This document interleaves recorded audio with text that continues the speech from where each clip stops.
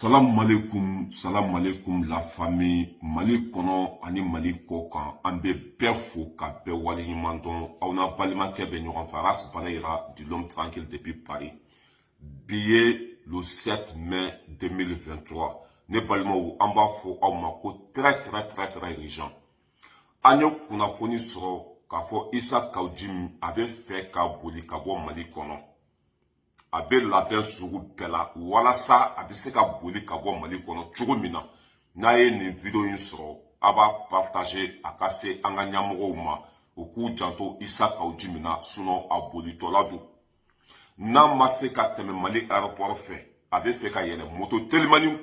kɔfɛ fo Côte d'Ivoire. An ka ɲɛmɔgɔw a ye nin denlankolon ninnu minɛ ka bɔrɔ don kunkolo la ka taa jahanama yira u la n'o bɔra o la o bɛ kɛ faso fɛ walima u b'u nɛ minɛ. An ye information min sɔrɔ à la source Isa Kawujimi bɛ fɛ ka boli ka bɔ Mali kɔnɔ ka na Faransi walima ka taa Amérique. N'a dun bɔra Mali kɔnɔ a segintɔla tɛ sisan a bɛna fara Maliki Konate kan ka faso nɛni a bɛna taa fara Bubu Sise kan ka faso nɛni a bɛna taa fara Cɛma Ibɛri Kulubali kan ka faso nɛni.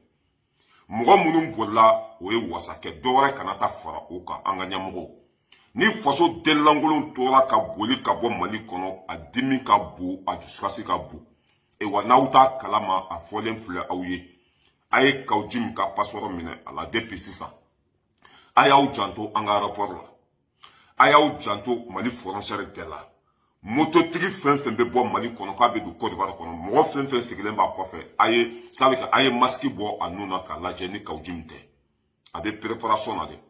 an bɛ waati min na komi bi a y'a ka fini bɛɛ kuru k'a bila a ka valise kɔnɔ a bɛ fɛ ka ja muso n'a denw kɔ a bɛ fɛ ka ja a ka bitigi kɔ kasanke a bɛ kasanke feere min na a bɛ fɛ ka jɛ o bɛɛ kɔ ka ja muso n'a denw kɔ ka taa fara Maliki Konate n'a ɲɔgɔnnaw kan u ka faso buruja k'u to kɔfɛ. An tɛ fɛ mɔgɔ ka boli ka bɔ tuguni an bɛɛ ka fɛrɛ kɛ ɲɔgɔn fɛ yen nɔ an bɛɛ ka nɔni ɲɔgɔn fɛ komi k'u dabara ka bon k'u bɛ se ko la an k'u minɛ Mali kɔnɔ dɛ mais n'aw guwanna k'u bɛ boli cogo t'a la tuguni dɛ an b'a ɲini Asimi n'a ka jama fɛ n'aw t'a kunnafoni kalama Modibo Kɔnɛ n'aw t'a kalama an ye information sɔrɔ à la source Kawujimi bɛ labɛn sugu bɛɛ la a bɛ fɛ ka boli ka bɔ Mali kɔnɔ n'a ma se ka tɛmɛ Mali aéroport la a bɛ fɛ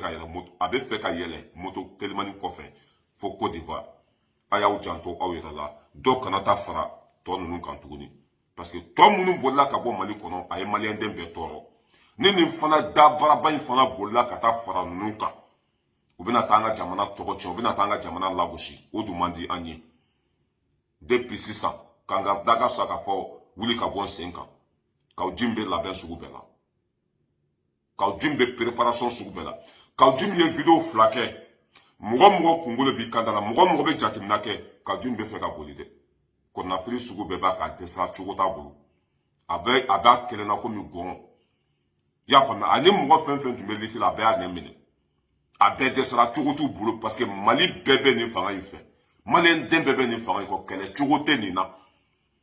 Kawujimi tɛna ta baara la Mali kɔnɔ fo ka taa diɲɛ dugukolo meleke Kawujimi kumakan tɛ ci tuguni mun de jiginna Kawujimi kunkolo kɔnɔ nin waati in na a bɛ fɛ ka a sen fa ka bɔ Mali kɔnɔ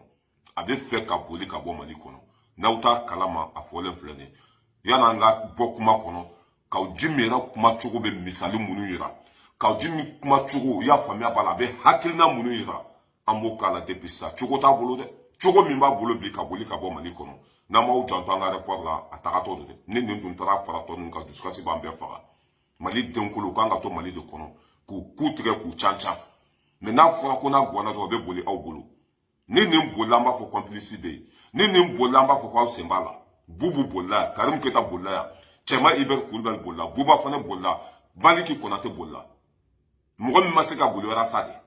n'a fɔra ko Kawujimi fana bɛ yen o ma minɛ ka don kaso la fana bɛ k'a ka fini bɛɛ kuru k'a bila a ka valise kɔnɔ sɔɔni a bɛna yɛlɛ moto telimani kɔfɛ walima a bɛ tɛmɛ aéroport la a fɔlen filɛ a kana bɔ dɛ n'a bɔra an bɛ ko da an ka ɲɛmɔgɔw n'an ka sécurité mɔgɔw kan garankɛ ma min da bagolo kan an ka Kawujimi yɛrɛ lamɛn.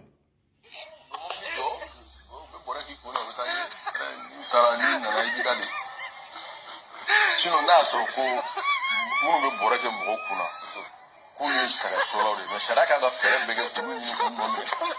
Et boire qu'elle est bien pour la peau, boire qu'elle a mené dans la peau. Vous avez à faire à la Nana. Oui, Kala, chez nous, continuez. Kala, non, n'est pas français. Les États-Unis, vraiment, t'as un quoi.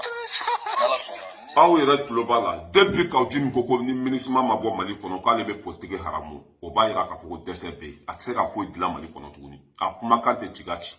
nin y'a ka video filanan fana ye ko ni kumana Mali kɔnɔ ko bɔrɛ bɛ don i kunkolo kɔnɔ ni bɔrɛ donna i kunkolo la i bɛ sa de ya a donna mɔgɔ caman kunkolo la bɔrɛ u y'u makun parce que o taara jahanama de ye ka segin ka na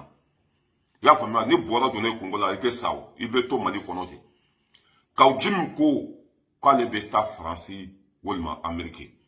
anw ye wuli ka jɔ k'a ka nin kuma kɔfɛ k'an ka aradari bila nɔfɛ k'an ka GPS bila nɔfɛ ka sɛgɛsɛgɛlikɛlaw bila a nɔfɛ a bɛ préparation na a y'a ka fini bɛɛ kuru déjà ka bila a ka valise kɔnɔ stratégie fila de b'a bolo a ka tɛmɛ aéroport la ka wari di polisiw ma ka tɛmɛ walima a bɛ fɛ ka yɛlɛ moto telimani sanfɛ ka fatɔ finiw don i y'a faamuya b'a la ka masque k'a nun na ka sɔrɔ ka yɛlɛ mototigi kɔfɛ fo Côte d'Ivoire i y'a faamuya b'a la a mago t'a la a bɛ fɛ ka taa dɛ hakɛto bɛ kuma kɔnɔ wasalaam